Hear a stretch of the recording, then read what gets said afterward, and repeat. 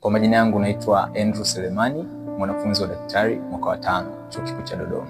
Kipekee sana ninapenda kukukaribisha kijana unayenitazama katika video hii kuweza kutembelea account ambayo nimelaunch leo ijulikanayo kwa jina la Metanoia App, ambayo inapatikana katika platform mbalimbali ikiwemo YouTube, TikTok pamoja na Instagram. Lakini ni vyema kuweza kutambua kwamba hakuna mtu ambaye anaweza kufikia matokeo ya hatua ya kukua isiyojirudia kama hajazingatia maandalizi pamoja na mchakato wa hatua ya kukua unaojirudia.